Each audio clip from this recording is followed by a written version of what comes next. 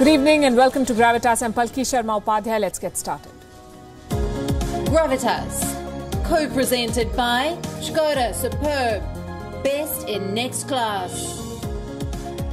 Co-powered by Star Health Insurance, the health insurance specialist.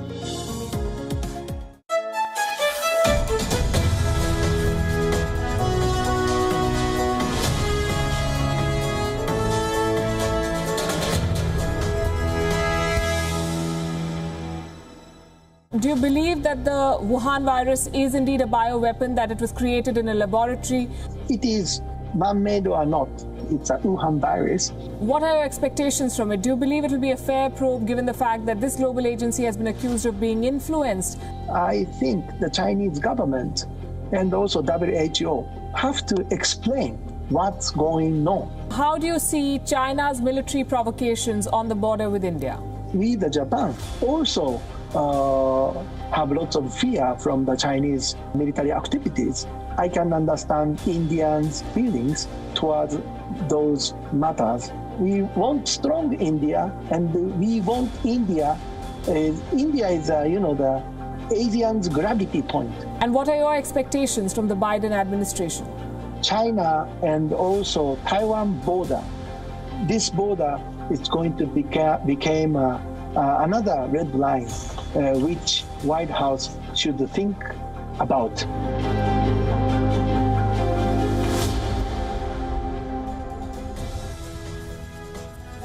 After the Second World War, in 1949, India donated an elephant to a zoo in Tokyo, a token of friendship to the Japanese people who still had not recovered from the war. In 1952, Japan and India signed a peace treaty, one of the first signed by Japan after the war. Almost 70 years later, Japan and India are close strategic partners. Binding them is not just history and democratic values, but also a common adversary. China's territorial aggression has manifested itself in Ladakh in India and in the Senkaku Islands in the East China Sea. Both countries are members of the Quad, the quadrilateral alliance that aims to counter China. What does the future hold for these two? How do they jointly counter the dragon? We put these questions to Japan's Deputy Defense Minister Yasuhide Nakayama in an exclusive interview today. We talked about the pandemic, China's role in it, the probe by the World Health Organization, the place of India in Asia's power matrix, and expectations from the Biden administration.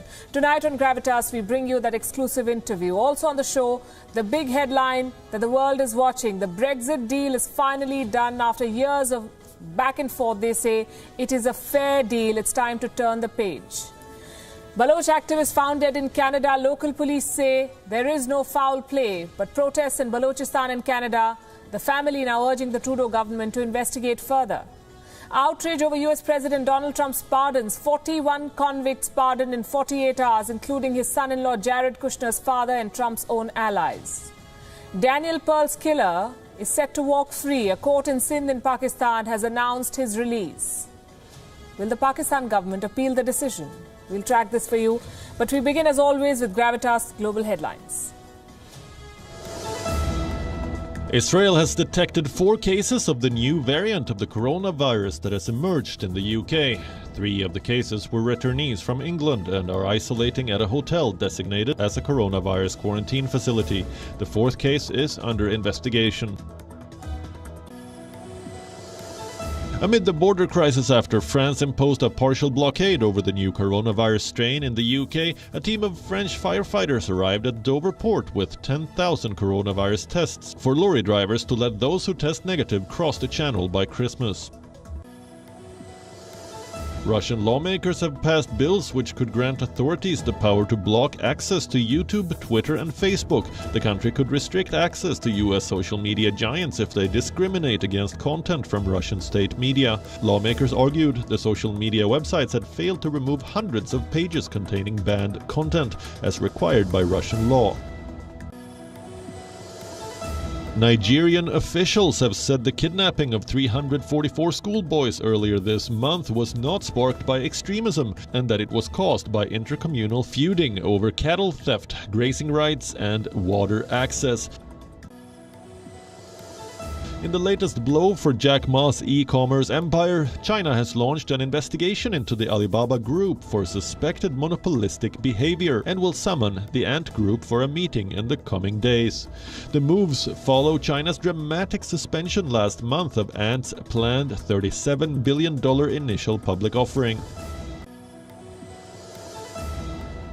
A senior Taliban commander has put down his arms and returned to the mainstream. Haji Lala was captured by Pakistani security agencies. When he was released, he decided to give up his old ways and cut a deal with the Afghan police, who arranged for him to return home to Kandahar. Millions of COVID-19 vaccines are sitting unused in American hospitals. In the last 2 weeks, only 1 million vaccine jabs have been used, and over 9.5 million doses are yet to be administered. Drone footage showed Bethlehem wearing a deserted look and waking up to a less festive Christmas amid the pandemic. Hotels that were adding new wings in 2019 are shuttered. The town leaders say they will go ahead with the celebrations, given that the world's eyes are upon them. French champions Paris Saint-Germain have sacked their manager, Thomas Tuchel, just hours after he oversaw a 4-0 win over Strasbourg in Ligue 1. Last year's Champions League finalists have already lost 6 games across competitions this season, but the reason for Tuchel's departure is reported to be a falling out with club director Leonardo. PSG have already contacted former Tottenham manager Mauricio Pochettino to take over after a 2-week Christmas break. The Swiss Federal Tribunal has upheld the appeal of Chinese swimmer Sun Yang and ordered a fresh hearing process at the Court of Arbitration for Sport. An 11-time world champion and 3-time Olympic gold medalist, Sun was banned for 8 years in February after refusing to cooperate with dope testers in 2018. But Sun's lawyers presented evidence that the chairman of the CAS panel had made racist comments about China and alleged that he was therefore not completely neutral, which was accepted. It started in the month of May. The Chinese military provoked India in Ladakh. Right in the middle of this pandemic, 7 months have passed since. The PLA has not pulled back. Instead, China has opened territorial battles on multiple fronts. Just yesterday, Japan and South Korea scrambled fighter jets for a joint patrol mission over the Western Pacific, after Chinese and Russian jets flew over the Sea of Japan and the East China Sea. China is getting more aggressive by the day. The military threat is real and growing. There is a need for a new threat assessment. Tonight, we bring you an exclusive conversation with Yasuhide Nakayama, the Deputy Defense Minister of Japan.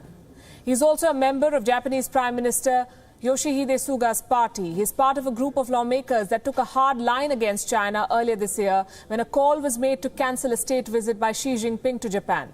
That's after Beijing began the clampdown in Hong Kong. A lot, as we said, has happened since. China's aggression has only grown. Japan, we know, is a key ally of India in countering China. How can the two coordinate better to ensure peace in the Indo-Pacific?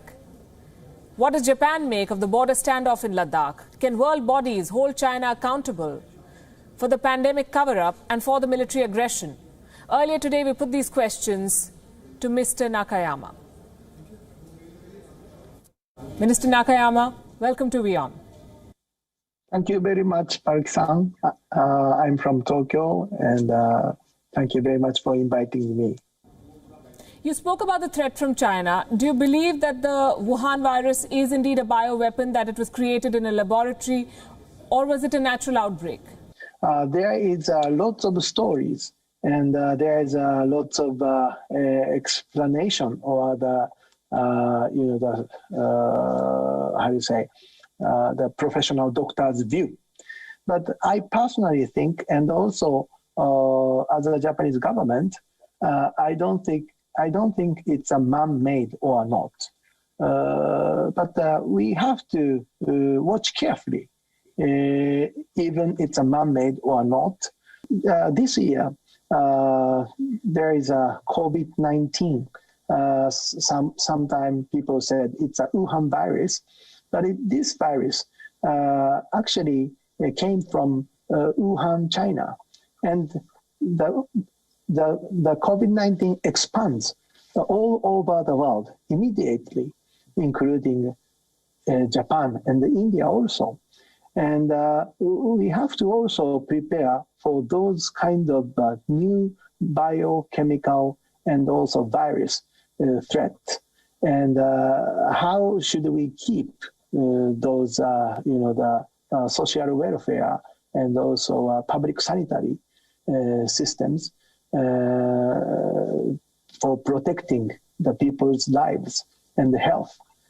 The World Health Organization will start an investigation into the origin of the Wuhan virus next month. What are your expectations from it? Do you believe it will be a fair probe given the fact that this global agency has been accused of being influenced by Beijing on more occasions than one? It's a very difficult issue, but I believe in God. And I hope that God will make a decision and that God will watch whatever there is evidence or not. And people who are going to investigate or research about that issue, I hope that people who is going to do that hopefully be honest to the entire world, because even the WHO, Dr. Tedros, he pointed at Taiwan, and Taiwan is the problem from his point of view. And one of the students who studied in United Kingdom, she is the bright future medical doctor student, and she officially claimed and claimed to the Dr. Tedros about this issue on YouTube. But Dr. Tedros still didn't respond to this Taiwanese medical student, about her questions. And I think that Taiwan is the number one country who did, protect the country from the Wuhan virus, the COVID-19. And so, even it is man-made or not, even the investigation is going forward or not, I think the Chinese government and also WHO have to explain what's going on to the people of the world. And we would like to know what is the real situation going on from the original point of the virus. Minister Nakayama, how do you see China's military provocations on the border with India? We, the Japan, would like to say both countries should try to, to make a friction temperature to become lower, and hopefully one day shake hand each other, and hopefully to make effort to to make a peace between the two countries' border. But on the other hand, I know it's very tough and difficult, and we, the Japan, also have lots of fear from the Chinese military activities.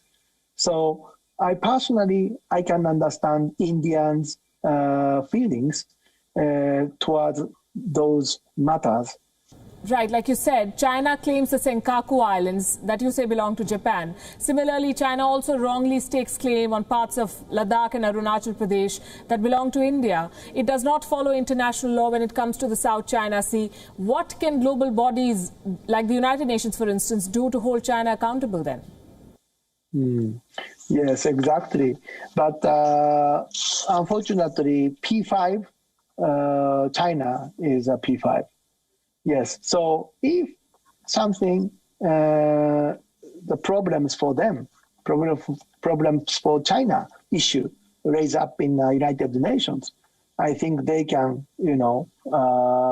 against it. So if the United Nations try to do what Ms. Park-san said. It is very difficult to raise up the issue in the United Nations. But, now you told about Indians' fear or concern. We, the Japan, has a mutual concern as your country.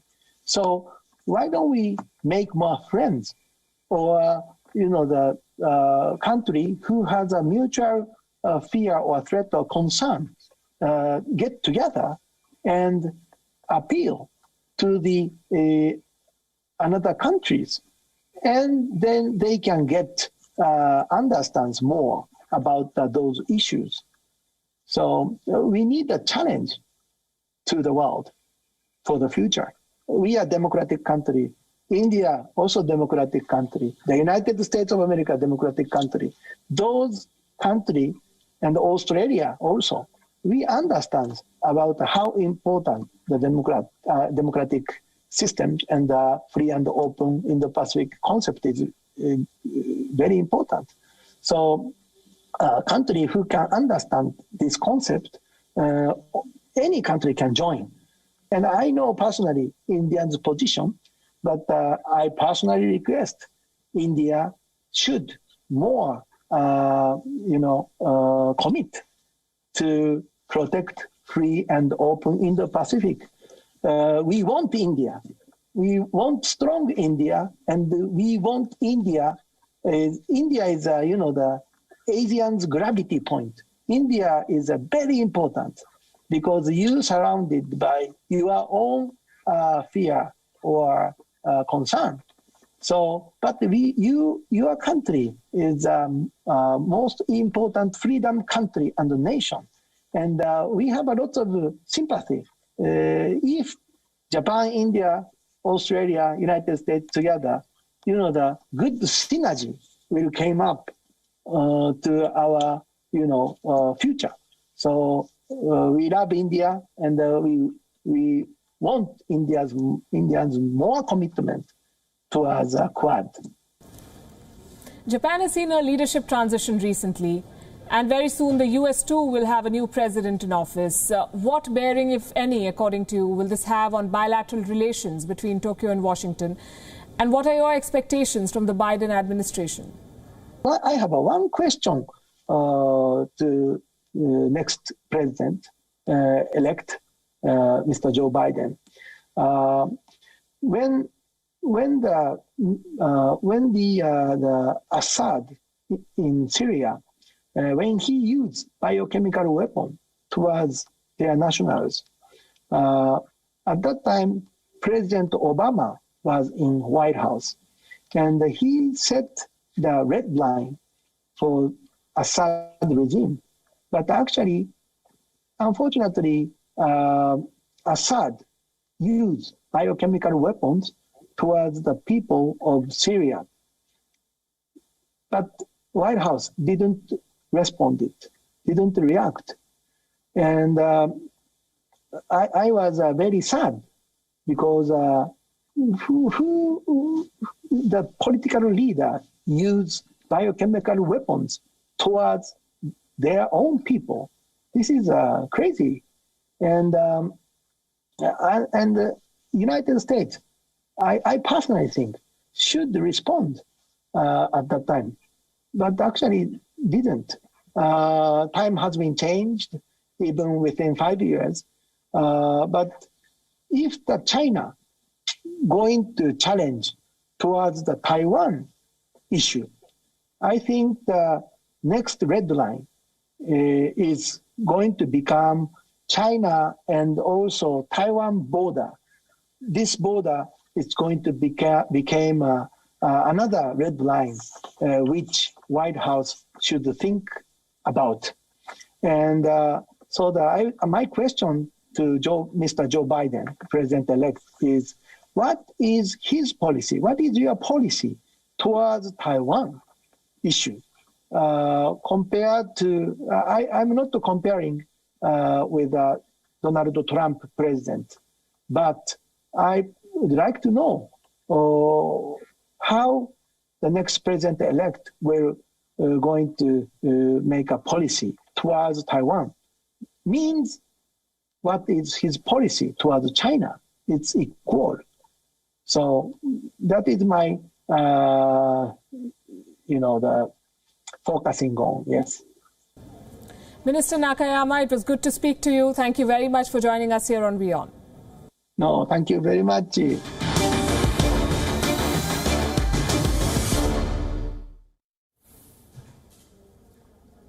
Brexit was the endless saga of the last decade. The referendum was held almost 4.5 years back, and since then, Britain has had 2 general elections and 2 prime ministers. Progress has been slow, but the end is finally here. On Christmas Eve, after all the haggling, the UK and the EU have announced a trade deal.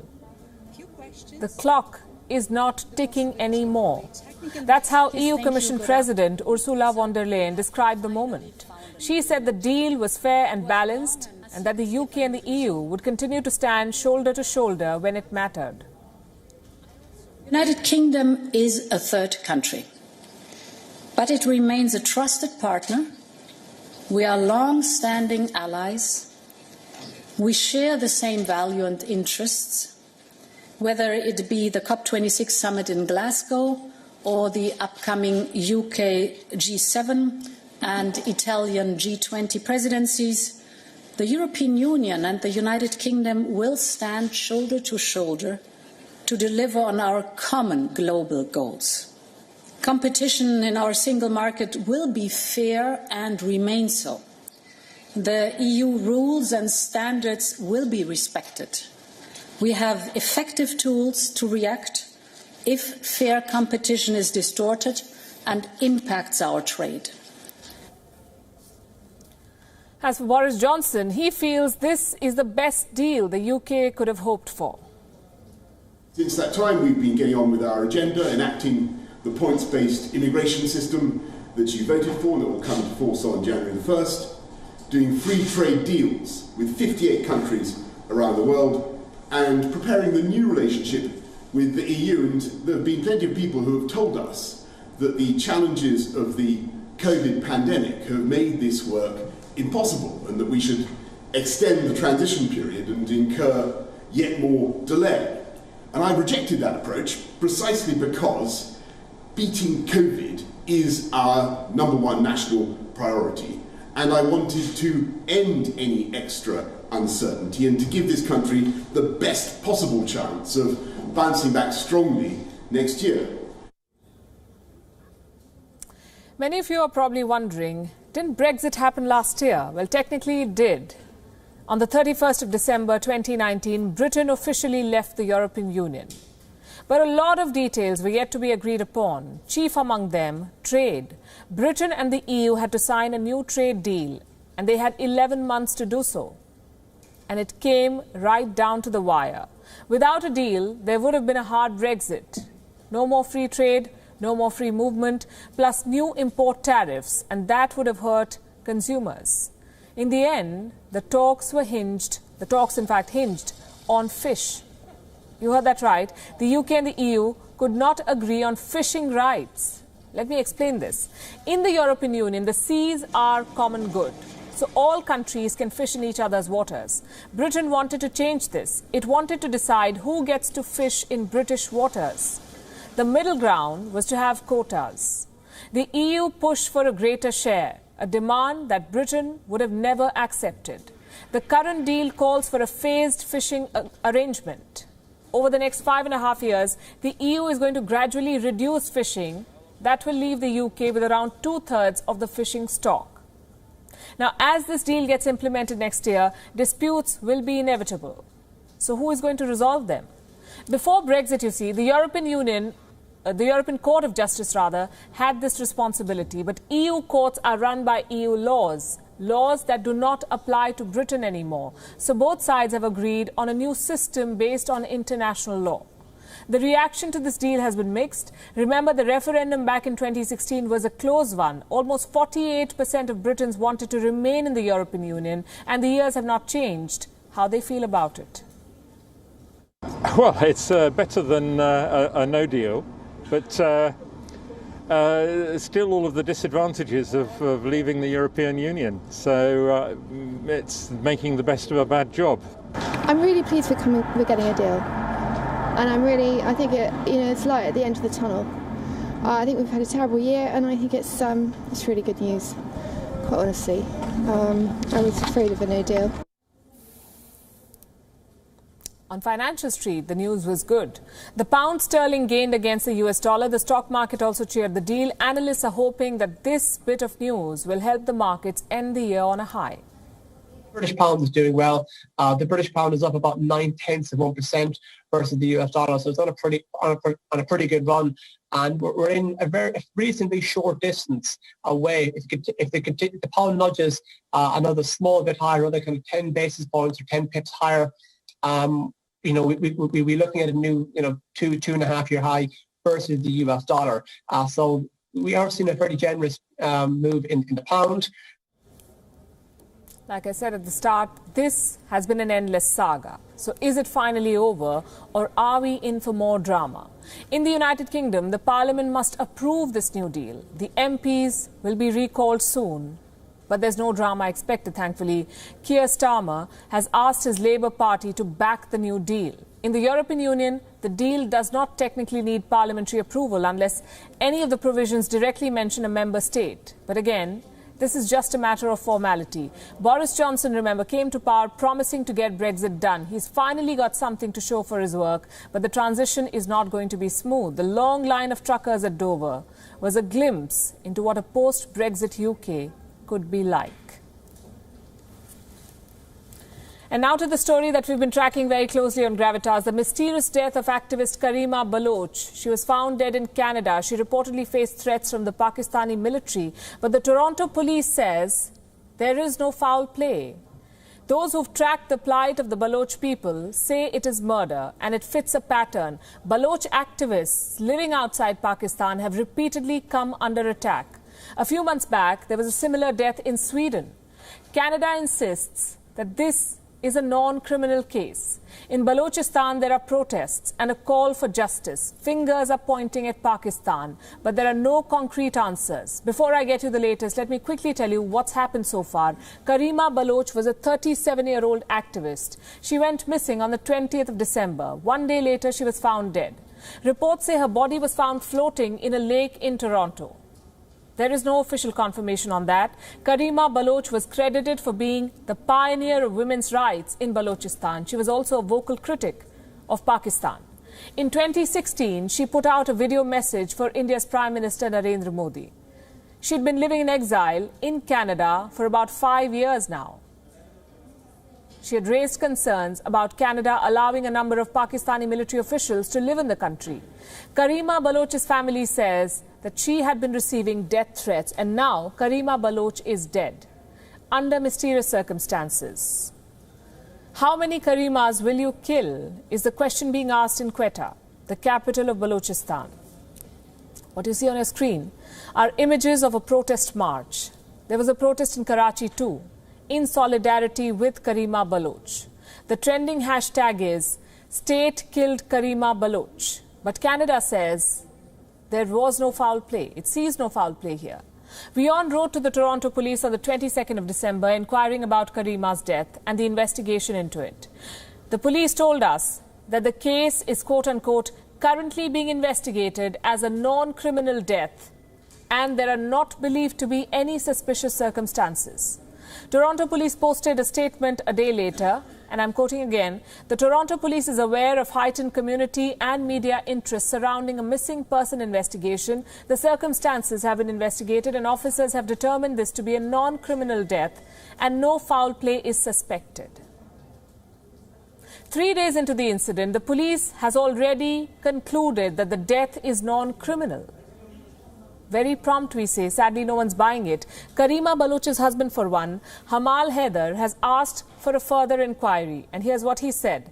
"My wife was an immensely courageous and spirited person. Her work as an internationally prominent activist speaks for itself. I believe it's our right to request the Canadian authorities to leave no stone unturned in looking into the circumstances of her death, as well as the threats she has been facing since moving to the country. We have cooperated with the police and will continue to do so." Unquote. So here are some questions. Why is the Toronto police treating this death as an open and shut case? Why is Canada's Prime Minister Justin Trudeau silent about this? Well, he's had a lot to say about a farmers' protest thousands of miles away. Trudeau was apparently seriously concerned about the rights of these protesters.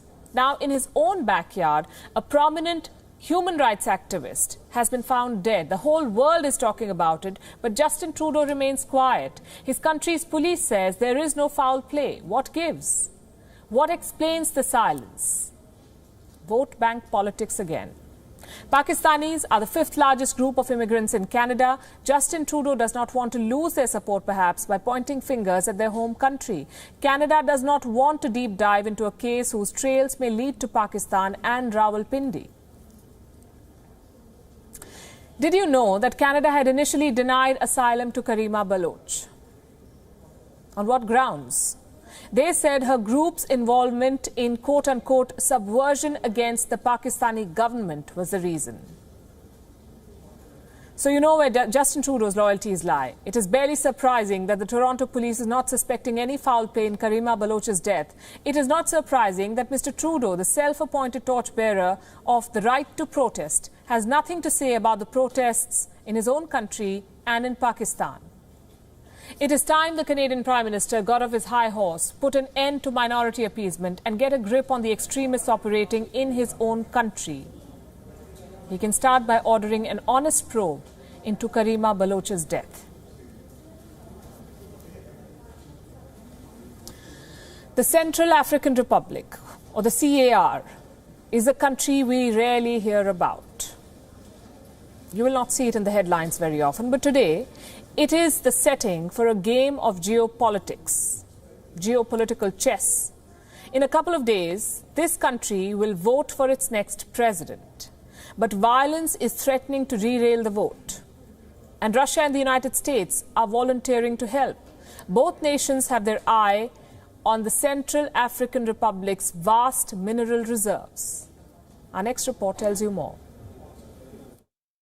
This is the Central African Republic, located slap bang in the middle of Africa. It is rich in most resources known to man, yet languishes in poverty. In 3 days, the CAR will go to polls. The country is on edge, and understandably so. Democracy has been sporadic here. A coup d'etat is always around the corner. The CAR was a French colony. It became independent in 1960. The last 6 decades have seen elections and military coups, followed by a seemingly endless civil war. There have been peace deals, but no peace.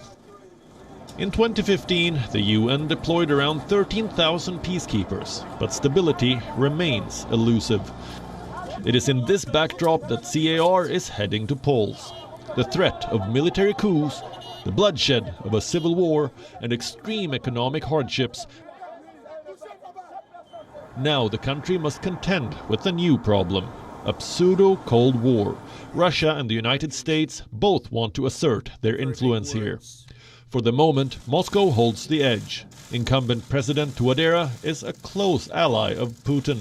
Since 2018, Russia has propped up the government multiple times. In return, Russian companies get to exploit CAR's vast resources. Ahead of the elections, Touadéra once again reached out to Moscow. He is afraid that rebel groups are planning to take the capital. There are reports that Bambari, a trading hub, has already fallen. Russia's response was swift.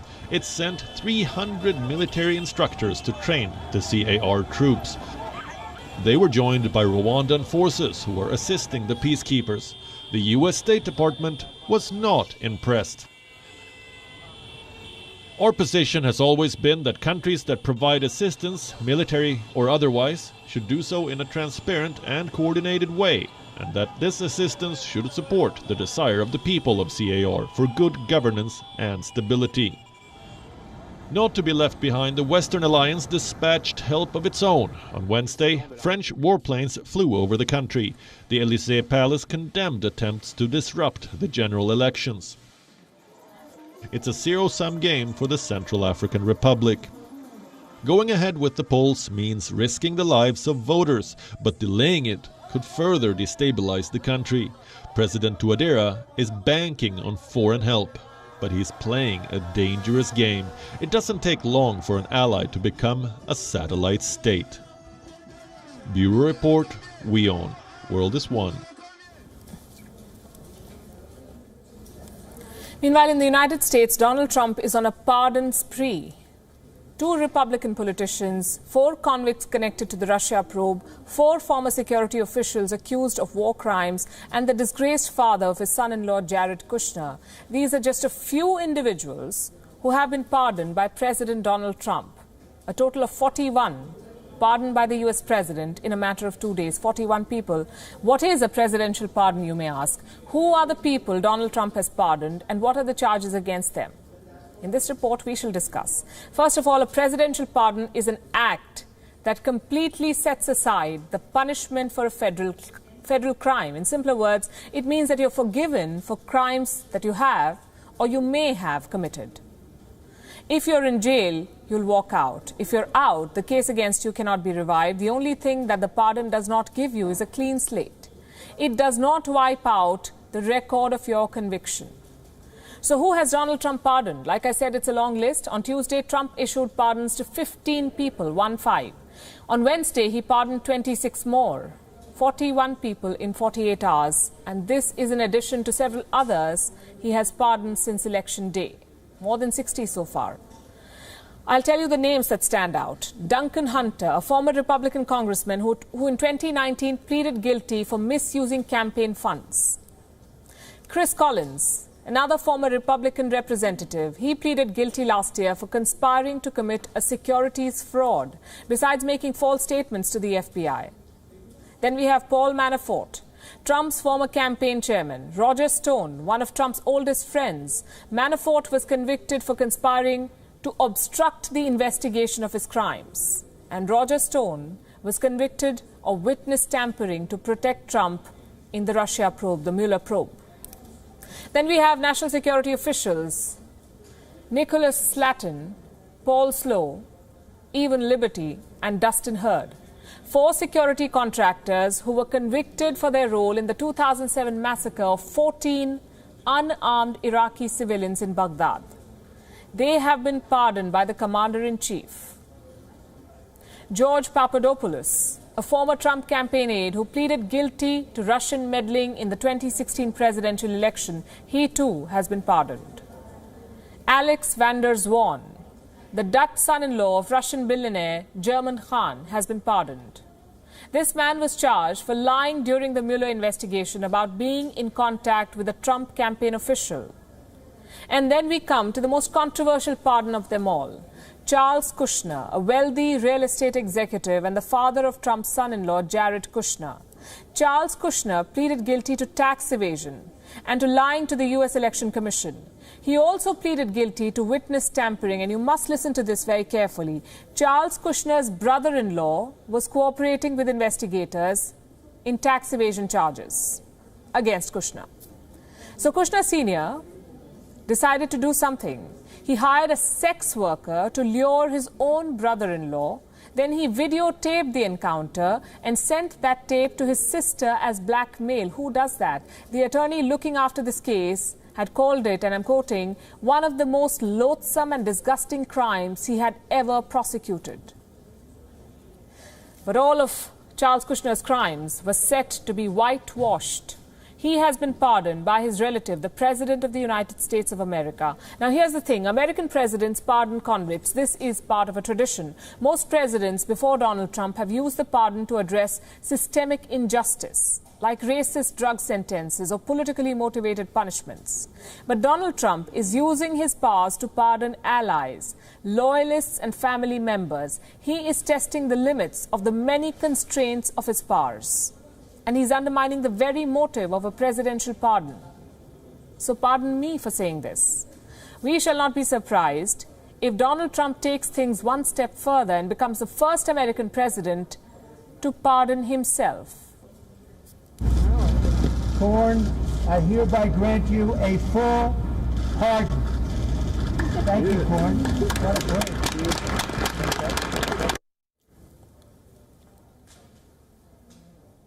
And now to the biggest story from across the border. The time for performance has arrived in Pakistan. Listen to this.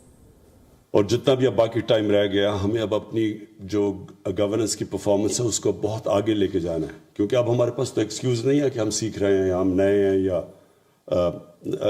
तजर्बा नहीं था, क्योंकि हमारी तो government पहली दफ़ा, ज़्यादातर लोग पहली दफ़ा पावर में आए।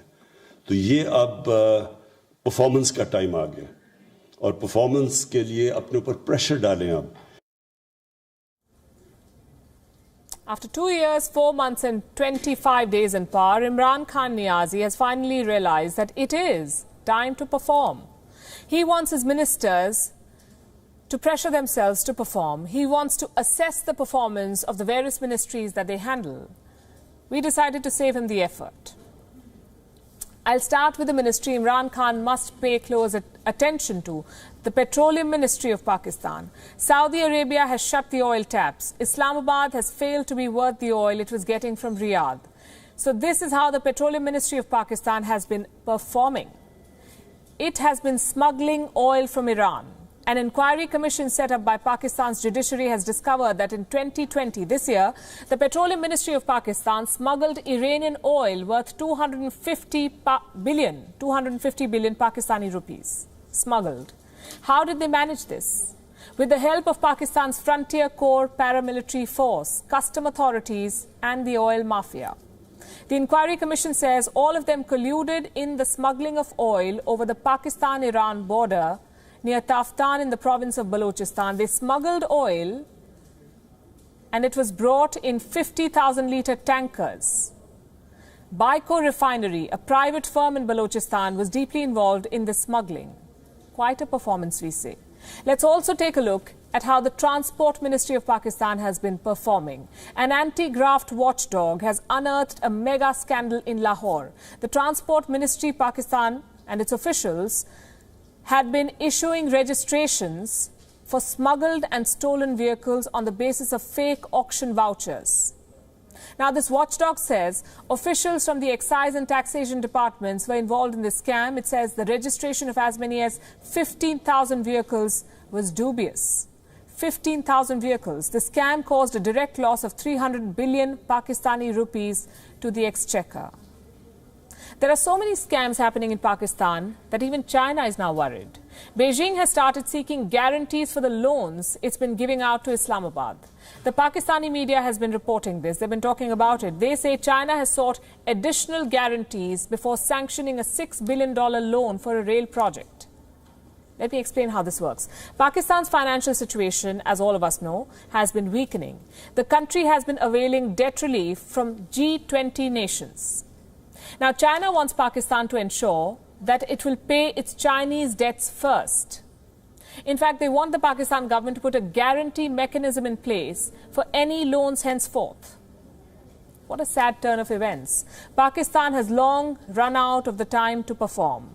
The administration is riddled with corruption. The ministers are looting the country's wealth. Pakistani citizens are struggling to earn money and make ends meet. A journalist recently asked Prime Minister Imran Khan if the general public should commit suicide instead. This is what he told her. Sir, आप ये कहते हैं मेरी 2 लाख तनख्वाह है, मेरा उसमें गुजारा नहीं होता। सर, यहाँ पे 17-18 हजार में लोग कैसे गुजारा करेंगे? इसका हल क्या है? लेकिन पारस, मैं आपको ये समझा रहा हूँ, इसका हल ये है कि अपने मुल्क की दौलत बढ़ाएं, वेल्थ क्रिएट करें। और जब तक नहीं होती लोग खुदकुशियां करें। क्या करें आप? मुझे ये बताएं ना। एक मिनट और से फिर से सुन लें। अब क्या करेंगे मुझे बताएं। Well, that's not the end of our Pakistan story. Remember Daniel Pearl, the American journalist who was kidnapped and beheaded by Pakistani terrorists. In case you don't, let me tell you his story in brief.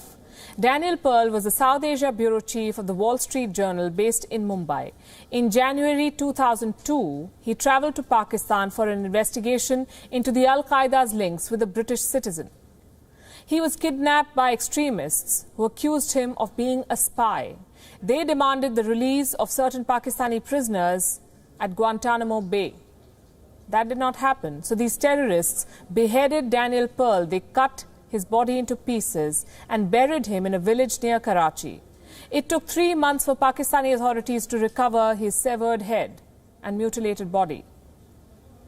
This happened 18 years back. So why are we talking about this now? Because the man charged with Daniel Pearl's murder is set to walk free. I'm talking about Ahmad Omar Saeed Sheikh. Earlier this year, he was acquitted of all charges.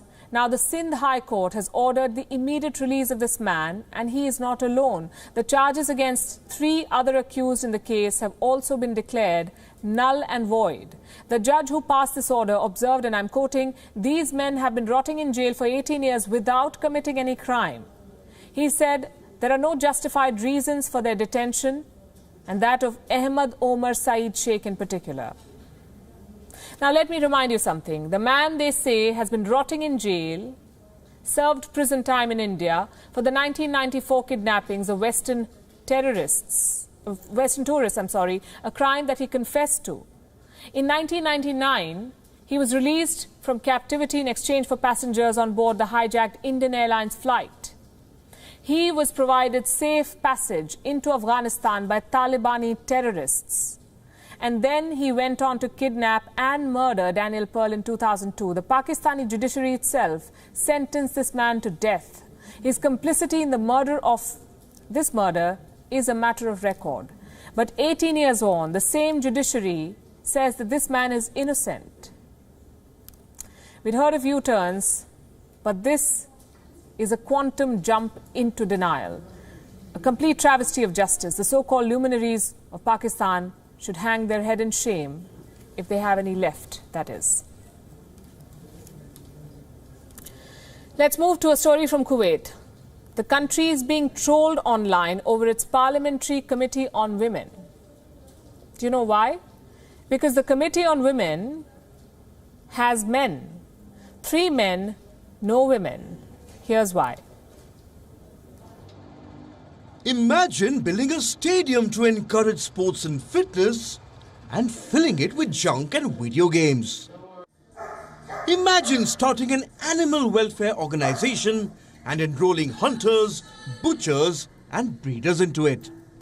Imagine being a part of a panel on bungee jumping, but having never jumped or even seen the sport once. Exactly. This is what we are hinting at. The 3 men who have been elected to Kuwait's Parliamentary Committee for Women. As the name goes, this committee is meant for women. But its members are all men. Kuwait's official electronic paper put out this proud tweet on December the 22nd. It read, "Members of Parliamentary Women's Committee." Below it, photos of 3 men, followed by their names. Only a further reminder of their gender. Twitterati couldn't get enough. Good luck ladies, tweeted one user. Another was out of words, so she posted this meme. "Where are the women in this?" asked one. We had the same question, so we did some research. Turns out there are no women in Kuwait's parliament. 50 seats, all backed by men. In 2020, 29 female candidates ran for the general elections. None won. Safe to say that Kuwait is not your textbook example for women empowerment. It has definitely come a long way, but it has miles to go. So how does Kuwait plan to empower its women? How does it plan to improve their lives? Nominating men to a women's committee won't help unless Kuwait expects men to understand women issues better. That's a road we don't want to go down. So if you don't have women for a women's committee, then you need to find a solution. Nominate, legislate, debate. You will surely find a way to bring women to the negotiating table. Turning a women's committee into a women not allowed club is not an option. Bureau Report, WION, World is One.